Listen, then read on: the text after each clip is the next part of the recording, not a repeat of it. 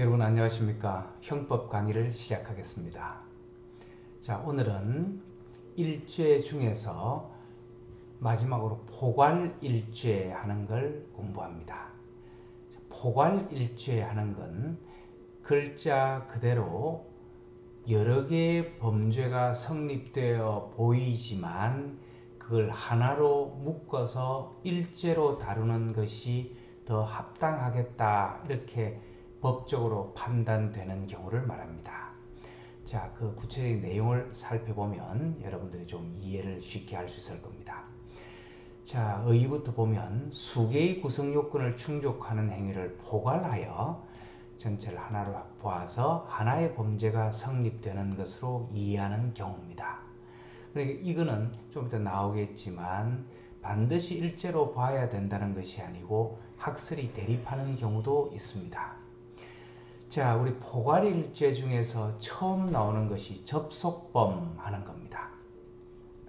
접속범이라고 하는 건 동종의 범죄 행위가 시간적, 장소적으로 접속된 경우, 이렇게 되어 있는데, 여러분 어떤 거 생각하면 되냐면 빈집털이 생각하면 됩니다. 자, 갑이 A가 여름 휴가를 간 걸 알고 빈집이라는 걸 알았습니다. 그래서 밤 12시에 큰 트럭을 집 앞에 대놓고 그 집 문을 열고 들어가서 물건을 하나하나 훔쳐 나옵니다. 텔레비도 훔쳐 나오고 노트북도 훔쳐 나오고 장롱도 훔쳐 나오고 현금도 훔쳐 나오고 차곡차곡 차에 채워서 새벽 5시에 그 집을 떠납니다. 그럼 5시간 동안 그 집을 완전히 절도를 하는 거죠. 그죠? 자, 그렇게 보면 형식적으로 보면 처음 텔레비전 손 딱 댔을 때 절도죄가 시작이 되어서 텔레비 하나 훔치는 것 한 개의 죄, 그 다음에 노트북 훔칠 때 또 한 개의 죄, 장롱 훔칠 때 또 한 개의 죄, 이렇게 되는데, 우리가 이런 것들이 장소적, 시간적으로 전혀 빈틈없이 이렇게 빼곡히 연결되는 경우, 그런 경우를 접속범이라고 보고, 이런 접속범은 일죄로 봅니다. 우리 학설과 판례가 거의 예외 없이 일죄로 보게 되는 거죠. 자, 그래서 이 접속범의 특징은 동종의 범죄행위, 절도면 절도, 강도면 강도, 폭행은 폭행, 이런 동종의 범죄행위가 시간적, 장소적으로 접속되어서 한번 범죄행위가 일어나고 평온한 상태가 돼서 또 하나의 범죄가 일어나는, 이런 분리된 것이 아니고 연속해서 접속되어서 이루어진 경우, 우리는 이걸 접속범이라고 하고 이건 하나의 죄로 봅니다. 그래서 30회의 절도행위가 있더라도 시간적, 장소적으로 계속 접속된 경우에는 한 개의 절도죄로 봅니다. 물론 나중에 재판을 해서 그냥 하나 소매치기 한 것보다 이런 경우가 양형 단계에서 좀 무겁게 처벌될 가능성은 높지만, 어쨌든 범죄의 숫자로 보면 1개의 범죄행위, 즉 일죄에 해당된다 하는 걸 알아두면 되겠습니다. 두 번째는 연속범입니다. 연속범은 접속범하고 달리 수개의 동종의 범죄행위는 맞는데 시간적, 장소적으로 분리되어 있는 경우입니다. 자, 갑이 A라고 하는 공무원한테 인허가 관련해서 잘 봐달라고 뇌물을 줍니다. 자, 한 번은 돈을 주고, 그 다음에 한 달 있다가 도자기 하나 주고, 또 한 달 있다가 술을 사주고, 이렇게 합니다. 자, 그러면 사실은 각각의 증례죄, 또 받은 사람은 수뢰죄, 이런 뇌물죄가 성립이 되는 거죠. 자, 이렇게 되는데 이거는 한 개의 인허가를 받아내기 위해서 장소적, 시간적으로 분리됐지만 전체적으로 보면 한 개의 어떤 일련의 뇌물죄를 저지른 거죠. 그래서 이 연속범은 학설이 나뉩니다. 이걸 그 전체 한 개의 뇌물죄라고 보는 것이 맞겠다. 그렇게 보는 게 포괄일죄설. 그렇죠? 이거는 동종의 범죄 행위로서 그 하나의 목표를 위해서 장소적, 시간적으로 분리되어 있지만 전체적으로 볼 때는 하나의 정례, 하나의 뇌물을 준 것, 또 하나의 뇌물을 받은 것, 이렇게 이해할 수 있겠다 하는 그런 학설이 있는가 하면, 이게 지금 뭐 다수설로 되어 있습니다만은 뭐 대다수설이다 이건 아닙니다. 학자들이 거의 반반 나누어져 있을 정도로 수재설도 있습니다. 자, 아니다. 그렇게 완전히 뇌물죄가 성립되는 건 시간적, 장소적 이렇게 나누어져 있으면 그거는 수재로 봐야 된다. 이렇게 이해하는 수재설입니다. 자, 여러분 여기 지금 실체적 경합범설, 상습 경합범설인데, 자, 이거 복잡한 걸 나중에 하기로 하고 그냥 수재설 이렇게 하겠습니다. 이렇게만 이해해도 됩니다. 자, 그래서 수재설은 죄가 여러 개 성립된다는 거죠. 그러니까 세 개의 뇌물을, 세 번에 걸쳐서 뇌물을 이렇게 분리돼서 줬으면 세 개의 뇌물죄가 된다.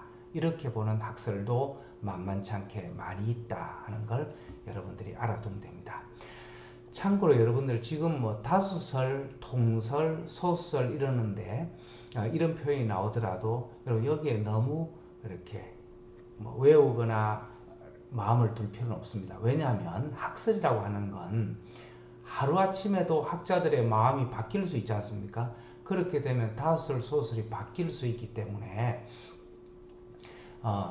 뭐 다수설 그러면은 그래도 좀 더 많은 사람이 지지하는 유력한 학설 이렇게 이해하면 되고, 통설 그러면 전통적으로 내려오는 학설 이렇게 이해하면 된다. 뭐 이렇게 여러분 이해하시면 되겠습니다. 자, 어쨌든 이것이 연속범이고요. 그 다음에 가서 집합범 하는 게 있습니다. 집합범. 자, 집합범은 뭐냐면 동종의 여러 개의 행위가 반복해서 이 단일한 범죄의 종류로 하나의 범죄가 성립되는 경우. 뭐 이렇게 좀 말이 좀 어렵죠, 그죠? 여러분 이 두 가지 생각해 보면 압니다. 집합범은 쉽게 얘기해서 동종의 범죄 행위가 늘상 일어날 수밖에 없는 그런 어떤 성격을 가진 범죄, 이렇게 이해하면 됩니다. 여러분, 자, 접속범 같은 경우 빈집털이도 예외적으로 이런 범죄가 일어나는 거죠. 연속범도 한 번 뇌물 주고 많은 경우도 있고 이렇게 세 번에 걸쳐서 이루어진 경우가 있는데, 집합범은 그 범죄의 성격이 계속해서 좀 반복적으로 될 수밖에 없는 그런 성격을 가진 범죄, 이렇게 이해하면 됩니다. 자, 여러분 상습범 하는 거 뭡니까? 상습적으로, 우리 상습적으로 뭘 한다 이러면 여러분 어떤 느낌이 듭니까? 뭔가를 계속해서 하는 것, 이런 느낌이 들죠, 그죠? 자, 우리 상습범으로 처벌되는 범죄 종류들이 상습 강도, 상습 절도, 상습 도박, 뭐 이제 이런 것들이 규정되어 있는데, 상습 도박 같은 경우는 어떻습니까? 한 번 도박하는 게 아니고 여러 번 늘 이렇게 도박하는, 그것이 적발되면 상습 도박죄가 된다. 이렇게 이해를 보통 하죠. 이렇게 하는데, 자, 여러분 여기서 이제 중요한 거 꼭 하나를 얘기하는데, 여러분 상습이라고 얘기하는 건, 이 상습이다 하는 건 이거는 객관적인 것이 아닙니다. 객관적인 것이 아니고 뭐죠? 주관적인 겁니다.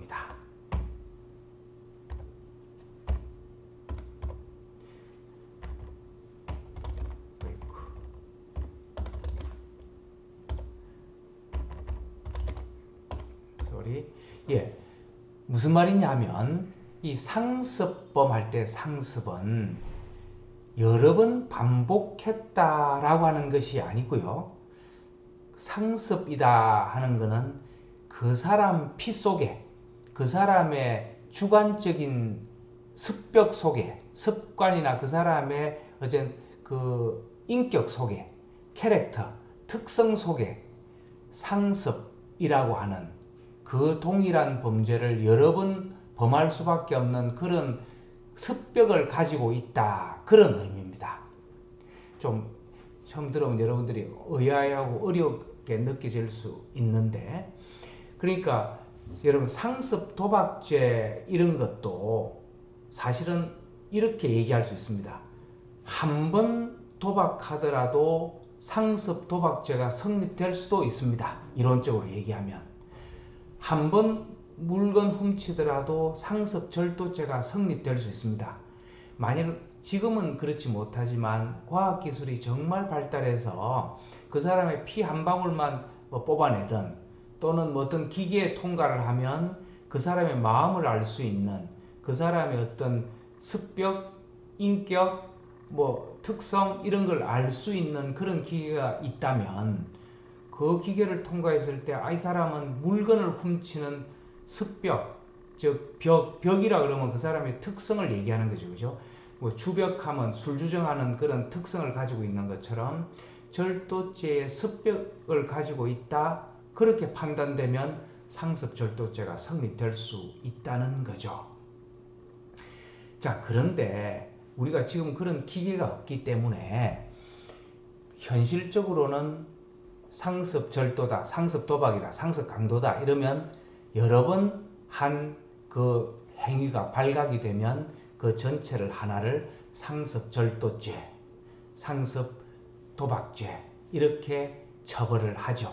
그렇게 범죄를 성립시키는데 어쨌든 여기서 첫째로 알아둘 건 여러분들이 이 상습이다 하는 건 객관적으로 여러 번이라는 것이 아니고 주관적으로 그 범죄를 여러 번 할 수밖에 없는 그런 피를 가진 사람이다. 그런 습벽을 가진 사람이다 하는 주관적인 그런 그 표지, 주관적인 그 특성을 우리는 상습이다 하는 걸 여러분 꼭 알아두고, 그런데도 이 상습범을 집합범 속에 넣는 이유는 우리가 현실적으로는 사실은 아까 얘기한 대로 그렇지 않죠.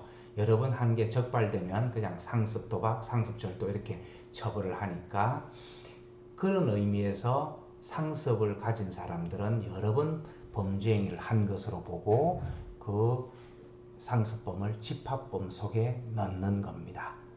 자, 그래서 상습범의 그 의미를 잘 알아두고, 다음 영업범. 영업범은 그런 어떤 그 영업 자체가 동종 반복을 할 수밖에 없는 그런 경우에 한 개의 범죄로 처벌을 하는 겁니다. 예를 들어서 무허가 유료 직업 소개, 음란물 판매 이런 것들 생각해 보면 여러분 무허가 유료 직업 소개소라는 게 뭡니까? 직업 소개소라고 하는 것도 허가를 받아야 되는데 허가 받지 않고 뒤로 그 소개소를 차려놓고 직업을 소개했다. 그럼 하루에도 10건, 20건 이렇게 의뢰가 들어올 거 아니겠습니까? 그러면 그 행위를 하는 건 전체적으로 하나로 보아서 일제로 취급하겠다 이런 겁니다. 음악 판매죄, 예를 들어서 상점 같은 걸 차려놓고 음악, 그 성적으로 수치심을 안겨줄 수 있는 그런 책이나 무슨 그런 그 출판물들을 하루에 10개 팔았다. 그러면 그 10개의 음악 판매죄가 성립된다. 이렇게 볼 수도 있지만 영업범을 일죄로 보게 되면 그 전체를 한 개의 범죄, 음란물 판매죄로 처벌하겠다. 이런 겁니다. 자, 그래서 전체적으로 보면 포괄일죄 하는 건 반드시 일죄로 봐야 되는 건 아닌데 그 전체를 하나로 보아서 처벌하는 것이 더 법리적으로 좀 합당하겠다라고 판단되는 경우, 그런 경우를 얘기합니다. 접속범이 있고 연속범이 있고 집합범이 있다. 집합범 속에는 상습범과 영업범이 있다. 이렇게 이해를 하시면 되겠습니다. 자, 다음으로 이제 수재로 넘어갑니다. 지금까지는 우리 일죄를 봤고 수재라고 하는 건 그야말로 죄가 여러 개 성립되는 겁니다. 그 개념을 보면 실질적으로 수개의 구성 요건에 해당되어서 수개의 죄가 성립되는 경우, 그런 경우를 우리는 수죄 그렇게 얘기합니다. 자, 여러 개의 범죄가 성립되는 것은 두 가지 경우가 있습니다. 종류로는 상상적 경합, 실체적 경합하는 겁니다. 여러분 처음 들어보면 좀 어려운데, 자, 상상적 경합, 실체적 경합하는 것은 뭐냐면, 수죄는 수죄입니다. 죄가 여러 개 성립되기는 하는데, 한 개의 행위로 여러 개의 범죄를 성립시키면 상상적 경합, 여러 개의 행위로 여러 개의 범죄를 성립시키면 실체적 경합, 이렇게 얘기합니다. 자, 그래서 가장 중요한 거, 구분 기준, 뭘로 상상적 경합과 실체적 경합을 나누느냐, 행위의 숫자입니다. 행위의 수. 자, 그래서 여러분 수죄할 때 그 구분 기준 할 때는 구분 기준이 뭐냐, 이거는 좀 여러분들이 좀 어떤 경우에는 형법 이해할 때도 달달 외울 필요가 있을 경우도 있습니다. 이건 좀 달달 처음에는 외울 필요가 있는 말입니다. 행위의 수, 행위의 수.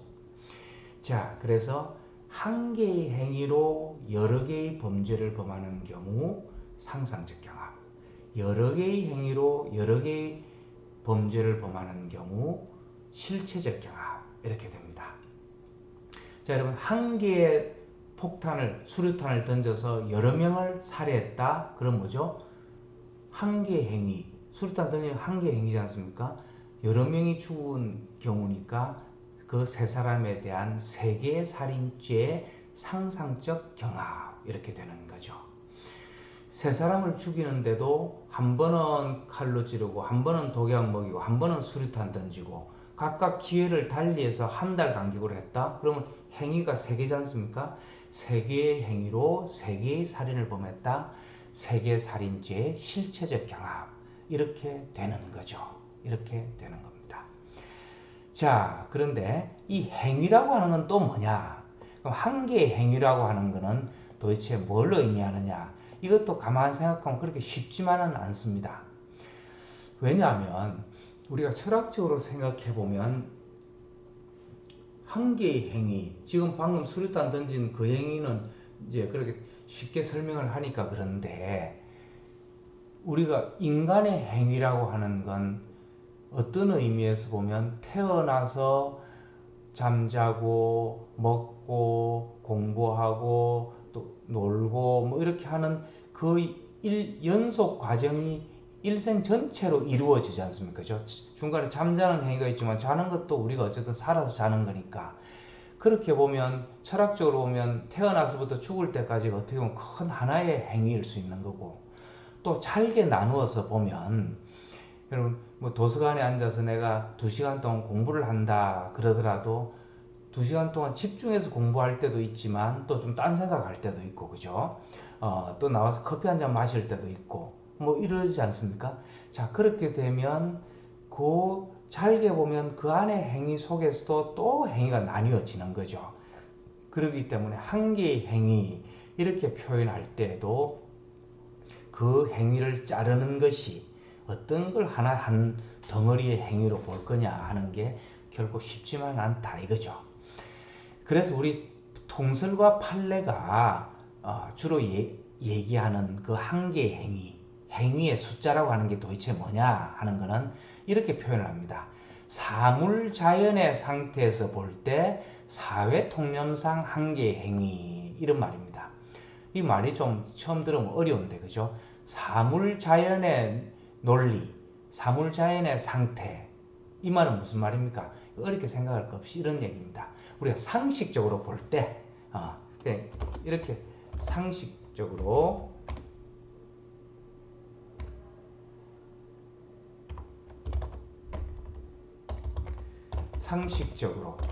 또 통상적으로 뭐 이렇게 봐도 됩니다. 볼 때 사회 통념상 한계 행위, 뭐 이렇게 이해해도 됩니다.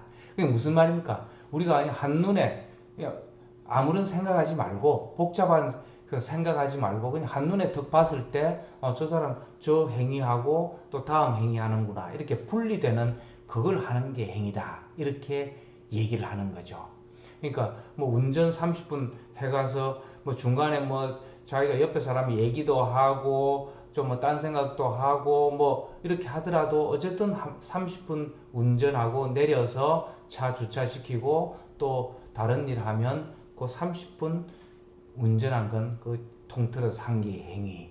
또 어떤 사람 카페에서 만나서 뭐 얘기하고 또 만나서 나오면 그 얘기한 1시간이면 1시간에 한 개 행위. 뭐 이런 식으로 뚝뚝 잘라서 그냥 봐라 이런 얘기입니다. 그런데 이 학설은 이렇게도 설명을 합니다.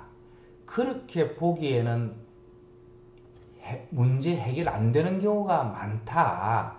즉 법적 의미의 투입, 법적인 어떤 이거는 우리가 법을 지금 공부하고 있지 않습니까? 그러니까 법적인 문제를 해결하기 위해서 법적인 어떤 의미, 법적인 개념, 법적인 그런 눈으로 보지 않으면 한계의 행위라고 하는 것이 맞지 않는 그런 경우들이 있을 수 있다 하는 겁니다. 예를 한번 들어볼까요? 여러분 한 사람이 갑이 A를 살해하는데 한 번 칼로 찔러서 즉사시키는 경우도 있지만 이런 경우도 있습니다. 1년에 걸쳐서 사람을 살해할 수도 있습니다. 갑이 A에게 밥을 주면서 조금씩 그 독약을 섞어서 중금속을 넣어서 조금씩 이렇게 죽음에 이르게 하는 그런 경우도 상상해 볼 수 있죠. 그죠? 자, 그렇게 보면 1년 동안 조금씩 독약을 줘서 죽였다. 그래도 어떻습니까? 그건 한 개의 살인죄입니다. 근데 사물자연의 논리에서 그냥 이렇게 보면 그 사람 한 번 밥 주고 또 그 사람 독약을 먹은지도 모르고 처음에는 막 잘 놀고 이러다가 또 그 다음 독약 줄 때 또 한 개의 행위 뭐 이런 식이 되지 않습니까? 그렇게 되니까 사물자연의 상태에서만 턱 볼 때는 예를 들어서 100개의 행위면 100개의 행위가 모여서 한 개의 살인죄가 되는데 아까 얘기한 거하고 좀 이렇게 맞지 않다 이런 거죠. 사물자연의 상태에서 볼 때 이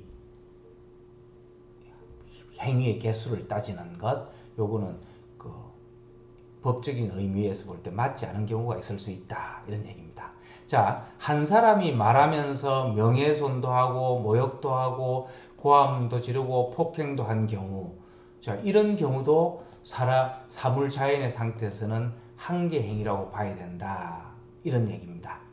물론 뭐 이렇게 봐서 안 될 건 없지만 여러분 이런 거 어떻습니까? 사람이 뭐 이렇게 시비가 붙습니다. 말을 하면서 또 어떤 한 사람이 갑질을 하는 경우 말을 하면서 막 사람들하고 욕을 하면서도 책상 밑으로는 발로 그 사람의 정갱이를 막 걷어찼다. 그러면 폭행도 하는 거죠. 그렇게 되면 모욕죄와 이 폭행죄가 상상적 경합인가 실체적 경합인가 이게 전체적으로 어떻게 보면 한 개의 행위인데 이 말로 하는 모욕죄하고 발로 차는 폭행죄는 범죄 성격이 또 완전히 다르거든요.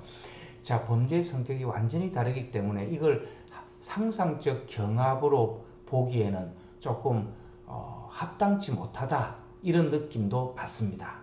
그리고 나중에 좀 이따 나오겠지만 판례도 그런 범죄의 성격이 완전히 다른 경우에는 한 개의 행위라고 보여지는 그런 경우에도 실체적 경합으로 결론을 냅니다. 그 얘기는 무슨 얘기입니까? 한 개의 행위라고 볼 만한 그런 행위임에도 불구하고 성립되는 그 각각의 수개의 범죄 행위의 성격이 완전히 다른 경우에는 실체적 경합으로 봐버린다 이런 말입니다. 여러분 잘 생각해 보면 전체적으로 한 개의 범죄 행위를 했는데 그 안에 수개의 범죄 행위가 성립되면 그거는 한 개의 행위로 수개의 범죄를 범한 경우니까 각각 범죄의 상상적 경합이 되어야 되는 거죠. 그죠? 그런데 그 범죄 각각의 범죄의 성격이 완전히 다른 경우에는 판례도 실체적 경합으로 보는 그런 경향을 보면 이 한계 행위라고 하는 걸 설명하는 것이 상당히 어렵다. 그리고 이 판례 문구가 초지일관하게 유지되는 것이 아니다 이 말입니다. 자, 그러면 어떻게 되냐? 뭐 이렇게 복잡하게 설명을 하시냐? 그러면 그거 어떻게 하냐? 너무 걱정할 필요는 없습니다. 결론은 뭐냐면 대체로 이렇게 한계 행위로 수개 범죄냐, 수개 행위로 수개 범죄냐 하는 게 나눠지는 그 원칙은 유지되면서 예외적으로 아까 말한 대로 한계 행위면서 법적 성격이 완전히 달라서 수개 범죄를 실체적 경합으로 보는 그런 예외적인 경우는 여러분들이 그 의미를 알고 그냥 좀 외울 수밖에 없는 그런 점이 있습니다. 근데 그런 것들은 그렇게 많지 않기 때문에 너무 걱정을 안 해도 된다 이런 말입니다.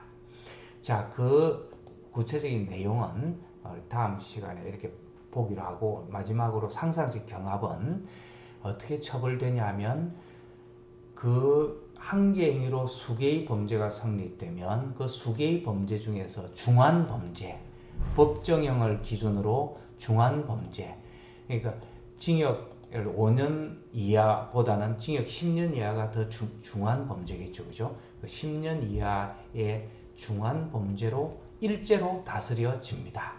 그래서 법적 성격을 보면 실질적으로는 수재인데 처벌은 가장 중한 죄 일죄로 처벌되는 거죠.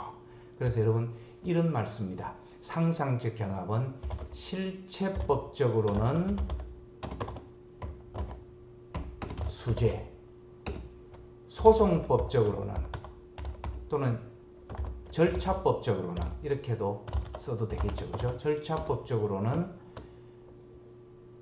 일죄 이렇게 취급이 됩니다. 자, 이 말은 여러분 무슨 말입니까? 실체법적으로는 즉 그 성립되는 범죄 수재가 몇 개냐 딱 그렇게 물어보면 수재다 상상적인 수재로 답을 해야 됩니다. 그런데 처벌 처리만큼은 절차법에서 그 법을 처리하는 건 뭐다?